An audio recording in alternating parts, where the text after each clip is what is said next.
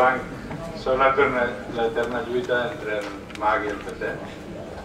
El Mac ho han solucionat més fàcil del que em pensava. Vinga, el títol de la nostra comunicació és el projecte ITEMS sobre ciències i matemàtiques en la millora de la formació del professorat en ciències. El projecte ITEMS és un projecte europeu que ha arrencat ara a principi d'aquest any, en el 2009. És un projecte per 2 anys de la Unió Europea i aleshores el fonament del projecte és elaborar materials curriculars en ciències i matemàtiques en format Moodle.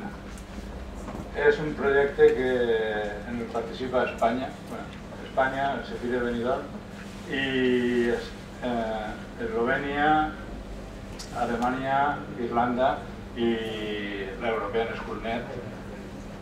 I aleshores se trata de que cada participant elabori uns materials en Moodle, provar-los, experimentar-los en el país d'origen i després traduir-los a l'anglès per a que puguen ser utilitzats en un àmbit europeu i després traduir-se a cada un dels idiomes dels països participants per aprovar-los en aquests països. És a dir, que és una forma de provar materials en distints contextos en la idea de millorar aquests materials. El projecte arrenca fa poquet i, per tant, només que anem a ensenyar-vos els començaments del projecte. Els començaments del projecte són uns materials en ciències i matemàtiques relacionats precisament amb l'ensenyament de l'astronomia, que és la idea clau d'aquestes jornades. L'ensenyament de l'astronomia, els que han tingut un poquet d'experiència en l'ensenyament d'astronomia s'han donat compte que és molt difícil ensenyar astronomia, que n'hi ha molts problemes, que a la gent li costa molt entendre, no només als alumnes sinó als professors, i no només els professors, sinó els professors que elaboren llibres de text, perquè continuem trobant molts llibres de text amb molts errors greus, cosa que no es dona en altres casos. Segurament en astronomia és on se donen els errors, major número d'errors i més greus. Per tant, vol dir que ens trobem en una situació que és un poc complicada. Nosaltres hem provat distints enfocaments i l'últim que hem provat, que està relacionat amb aquest projecte, és enfocar l'ensenyament de l'astronomia no només a partir d'una matèria, com poden ser les ciències, sinó formar-ho de forma combinada ciències i matemàtiques. Aleshores pensem que si un determinat problema s'ataca des de 2 fronts distints, n'hi ha més possibilitats de tindre millors resultats que només des d'un front. Aleshores,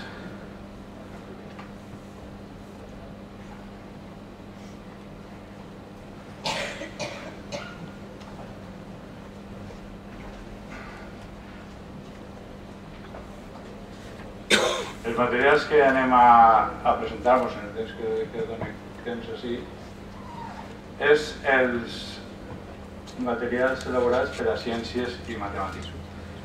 Estos materials estan en la web esta, són el curs este de la Tierra en el Universo i el curs de matemàtiques és línies, ángulos i circunferències. Com podeu veure, estos dos cursos se pot accedir lliurement, estan webs a visitants i que tranquil·lament després des de casa podeu accedir a ells. La meva idea és, en el temps que tinc assignat, mostrar un poquet el que n'hi ha dins del curs per a facilitar-vos després la navegació des de casa. Jo presentaré un poc el curs de ciències i després Josep, que ha vingut acompanyant-me, presentarà el curs de matemàtiques. Bé, si teniu alguna d'experiència en cursos de Moodle, podreu veure que que molta gent utilitza Moodle, on hi ha molt de ruïdo en Moodle per ahir, però després, quan un es posa a escarbar, realment materials didàctics en Moodle hi ha pocs. És a dir, nosaltres, quan hem intentat buscar en la web models o exemples o alguna cosa així, hem trobat que hi havia molt poc on recolzar-se, és a dir, que havia que començar a inventar-ho tot quasi des de zero. Perquè Moodle vaig que sigui una cosa que només que serviga per fer cursos de Moodle. Si uno busca cursos sobre Moodle, en Moodle n'hi ha cents, en tots els idiomes i tal, però cursos fets en Moodle sobre ciències, matemàtiques o altra cosa, n'hi ha molt poc.